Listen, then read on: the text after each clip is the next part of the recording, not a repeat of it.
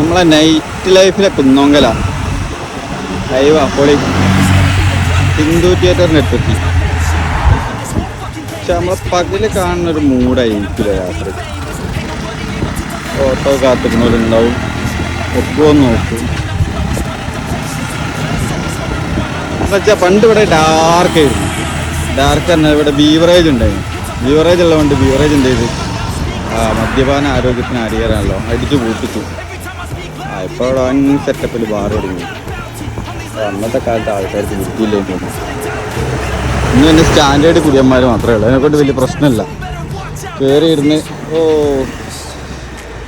ഒരു ഫുള്ളോ അല്ലെ ഒരു ഹാഫൊക്കെ 4 ആൾ കൂടി പണിയും കഴിഞ്ഞ് ഒന്ന് കട്ടക്കെട്ടിട്ട് അടിച്ചൊരു കാലോ അത് പോയി. ഇപ്പം നയിക്കിനെ മൊത്തം ഇവിടെ കൊണ്ടു കൊടുക്കേണ്ട അവസ്ഥയാണ്. ഒട്ടുക്കത്തെ ടേസ്റ്റും ഭയങ്കര ബിൽഡിങ്ങും. എന്നാൽ ചില ഫാമിലി ഒന്നും രക്ഷപ്പെടാത്തത്. എന്താ ആവട്ടെ, ആവശ്യമുള്ളവർ കുടിക്കട്ടെ, ആവശ്യമില്ലാത്തവർ കുടിക്കാതിരിക്കട്ടെ. ബാർ എന്തായാലും സൂപ്പർ. ഇത് പിന്നെ 10-ാം മൈൽ വളവിലെത്താനായി. ഒരു അടിപൊളി ചായക്കട ഉണ്ടായിട്ടുണ്ടായിരുന്നു. പക്ഷെ ഇന്നെന്താ ഓപ്പാ. നമ്മുടെ ഫ്രൂട്ട്സ് കൂടിയത് നൈറ്റ് ലൈഫ് പണ്ടതുപോലെ അല്ല. എല്ലാവരും പുറത്തിറങ്ങി.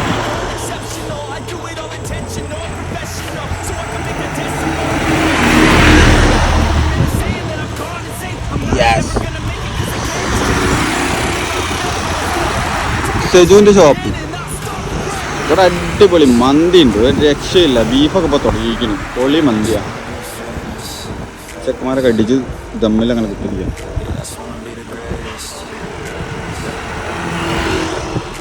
അങ്ങനെ 10-ാം മൈലെത്തി. സ്വന്തം നാട്. ശരിക്കും ഞാൻ ജനിച്ചു വളർന്ന 10-ാം മൈലാണ്. ഈ തോട്ടിൽ നിന്നൊക്കെ എന്തോരം മീനെ പിടിച്ചിരിക്കുന്നവരെ നഞ്ഞലിക്കിയിട്ട് ഒരു ടൈം. നമ്മളെ പഴയ മൂസക്കൈൻ്റെ കൂടെ ലീഗ് ഉറങ്ങാത്ത ലീഗ്.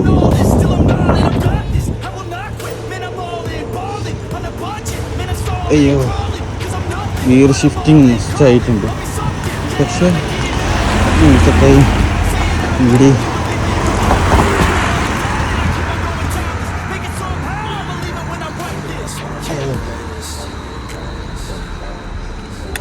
എന്താ വെച്ചാൽ ഗിയർ തീരെ ഡൗൺ ചെയ്യാണ്ട ചവിട്ടണ്.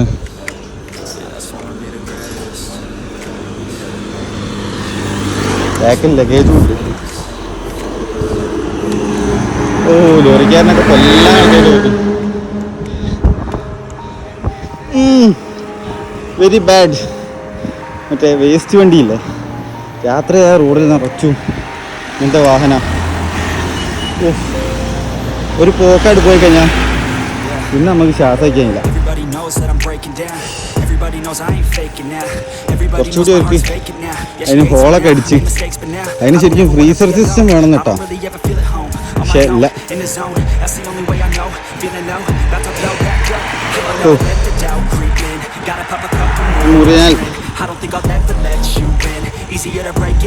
മുറിയനാൽ പിന്നെ MR വന്നോട് കൂടിയിട്ട് കുറച്ചൊരു കളറായി മാറി. സെറ്റപ്പാ. ഇവിടെ ഈ റെസ്റ്റോറൻറ്റ് ഉണ്ടാവും.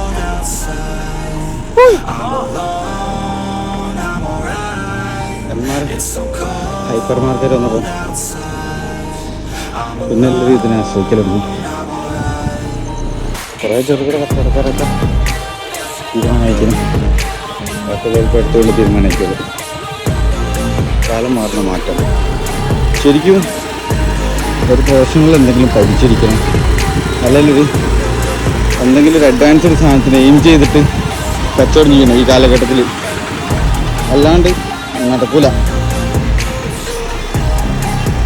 പക്ഷെ എന്തെങ്കിലും ഒരു സാധനം നമ്മളെ കൈമിൽ വേണം, എന്തെങ്കിലും ഒരു മരുന്നിനുള്ളത്. അല്ലെങ്കിൽ ഊപ്പാട് ഇളകിപ്പോയി. കാരണം കണ്ടവന്മാരെ കയ്യിൽ കിട്ടുന്ന സാധനം മൊത്തം ഓൺലൈനാണ് പർച്ചേസിങ്. ഇതാണ് മെയിൻ കേന്ദ്രം. ഇവിടെ ഈ ബിൽഡിങ് മൊത്തം കണക്കിന് ഇറക്കിയിട്ടിട്ട് ഇവിടെ തരംതിരിച്ച് ഇതന്നെ. ഓൺലൈൻ കച്ചവടമുള്ള സമയത്ത് നമ്മൾ അഡ്വാൻസ്ഡ് ആയിട്ടുള്ള എന്തെങ്കിലും ഔട്ട് ചെയ്ത് ഇവിടെ കണ്ടിക്കണം. നല്ല ഹെവി ആയിട്ടുള്ള ബിസിനസ് സ്റ്റാർട്ട് ചെയ്തില്ലെങ്കിൽ പക്ക പണി കിട്ടും. അങ്ങനെ ലാസ്റ്റ് ടാസ്ക്കാണ് ചൂലാമേലെ കയറ്റം. പക്ഷെ ഇത് ഗിയർ ഡൗൺ ചെയ്യുന്നു. ഫ്രണ്ടിൽ 3 ഉണ്ട്, അതിൽ സെൻറ്ററിലാണ് കിടക്കുന്നത്. എത്രയാണ് മീറ്ററൊന്നുമില്ല, അപ്പോൾ അടിയിൽ പോയി. ഹാൻഡിൽ മുളക്കോബാറാക്കിയപ്പോൾ ഇതങ്ങോട്ട് എത്തുന്നില്ല കേരളം. പക്ഷേ കുറച്ച് ഓയിൽ ബ്രേക്ക് ആയതുകൊണ്ട്, മറ്റേ ഹൈഡ്രോളിക് ബ്രേക്ക് എന്തൊരു സംഭവമാണ്, അതായതുകൊണ്ട് ഏത് പള്ളിക്കാട് ഉപ്പമാരൊക്കെ കിടക്കുന്ന സ്ഥലം. ഞാൻ നല്ല ഡൗൺ ചെയ്ത് ഫ്രണ്ട് ഇതിൽ കിട്ടുന്ന വിചാരിക്കുന്നത് ഒരു ടാസ്ക്കാണ്.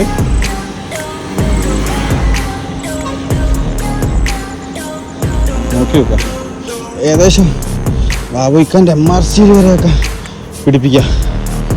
ബട്ട് ചിലപ്പോൾ കുറച്ച് പിടിക്കാൻ ചാൻസ് ഉണ്ട്. നമ്മൾ രാത്രി റൈഡ് ചെയ്യുമ്പോൾ അങ്ങനെ എഫേർട്ട് എടുത്തിട്ട് കൊടുത്തു കഴിഞ്ഞാൽ നമുക്ക് രാത്രി ആകുമ്പോൾ പെയിൻ വരും. പക്ഷെ ഒന്ന് സ്ലോ ആക്കി ചവിട്ടാം. ഞാൻ മോർണിംഗും നൈറ്റും 10 അടിക്കില്ല. അപ്പോൾ ഒരു കറക്റ്റ് വർക്കൗട്ട് കിട്ടും. അധികമാവില്ല, കുറയില്ല. ഒരു ടൈമിംഗ് ആണല്ലോ. ഓ, ഇതിൽ കിട്ടി. കുറച്ച് ഹെവി കയറ്റ, ഹെവി തന്നെ കംഫർട്ടാ. ആദ്യം ഞാൻ ജാവ യൂസ് ചെയ്തു റോഡ് ബൈക്ക്. എന്താ വെച്ചാൽ ഒരു ഫ്രീ കിട്ടൂല, റോഡിൽ കന്ന് കിടന്ന് അങ്ങോട്ട് ചവിട്ടണം. പക്ഷെ ഇപ്പം ഇതാ ഒരു ടൂറിങ് ബൈക്ക് ബിൽഡ് ചെയ്യാനാണ് വിചാരിച്ചത്. പക്ഷെ അത് നടക്കില്ല, ഭയങ്കര എക്സ്പെൻസാണ്. 140 ആവും.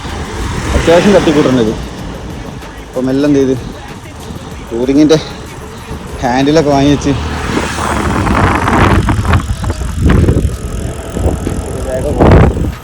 ഒരു കുട്ടിച്ചാത്തന് നമ്മൾ എൽഫോർക്കേറ അങ്ങനെ സ്വന്തം പതിവെങ്കിലെത്തി. ഇനി കുറച്ച്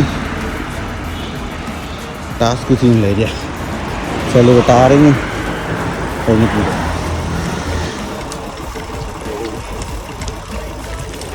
കഴിഞ്ഞിട്ടുണ്ട്. ബാക്കിൽ ഒക്കെ ബാഗ് കൊള്ളൂ. ചെറിയ സാധനങ്ങളൊക്കെ വീട്ടിൽ വാങ്ങിച്ചാൽ ഒരു ബാഗ് ബാക്കിലുണ്ടായാൽ സൈക്കിളാകുമ്പോൾ എങ്ങനെ കൊണ്ടുപോകാന്നുള്ളൊരു ടെൻഷൻ ഉണ്ടാവും. അതുണ്ടാവില്ല.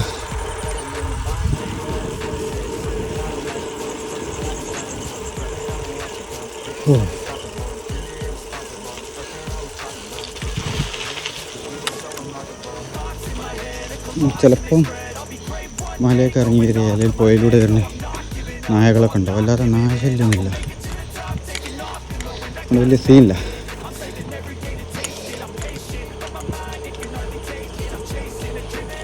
കംഫർട്ടായിട്ട് ഇപ്പോൾ ചവിട്ടാൻ പറ്റുന്നുണ്ട്. മറ്റത് ഭയങ്കര കുഴി.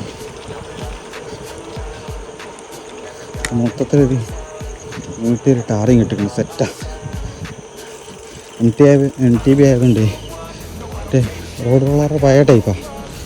ചെറിയ ചെറിയ ഹമ്പ് പോലെ ഉണ്ടാവും. അതൊക്കെ സീറ്റുകളൊന്നും ഉറങ്ങില്ല. ചൂടെടുത്തിട്ട് റൂമിൽ നിന്ന് അങ്ങനെ പുറത്തിറങ്ങി വെള്ളമൊക്കെ കുടിച്ചിങ്ങനെ നടക്കും.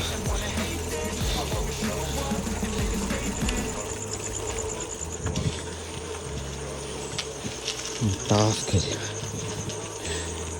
ഇതാണ് ഒരു ടാസ്ക് ഏരിയ. ഇവിടെ പണ്ട് വന്നിരിക്കലുണ്ടായിരുന്നു ഫ്രണ്ട്സൊക്കെ ഉള്ളപ്പോൾ. അവരൊക്കെ ഗൾഫിൽ പോയി. ഇവിടെ ഇരുന്ന് കുറേ നേരം കഥയൊക്കെ പറയും. സെറ്റാ. അങ്ങനെ നമ്മളെ കൊയാ മൊഹാജി റോഡിലേക്ക് ഇറങ്ങി. ഇതാകുമ്പോൾ സിംഗിൾ ബ്രേക്കിലൊക്കെ ആകുമ്പോൾ ഇങ്ങനെ കൊണ്ടുപോകാം, അത് പ്രശ്നമല്ല. മറ്റേത് ഭയങ്കര പ്രശ്നമാണ്. ഇങ്ങനെ കയ്യിൽ ക്യാമറ പിടിച്ചിട്ട് എടുക്കാനൊന്നും കഴിയില്ല. അതിൻ്റെ മുകളിലേക്ക് അങ്ങോട്ട് തൂങ്ങി നിന്നിട്ട് സിംഗിള് 2 ബ്രേക്കും ബാലൻസ് ചെയ്യാൻ കഴിയില്ല. പെട്ടെന്ന് ഇറങ്ങും. റോഡ് ബൈക്കാണല്ലോ. അവിടെ ഉണ്ട്, ഞാൻ എടുത്ത് കാറ്റൊക്കെ അടിച്ച് സെറ്റാക്കിയിട്ട് കെട്ടി തൂക്കിയിട്ടുണ്ട്. വിൽക്കണം എന്നൊരാഗ്രഹമുണ്ട്, പക്ഷെ വിൽക്കാൻ തോന്നുന്നില്ല. കുറേ memories അതുപോലെയുണ്ട്.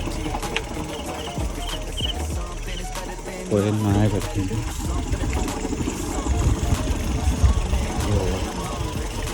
Last water authority cross കയറിയതാണ്.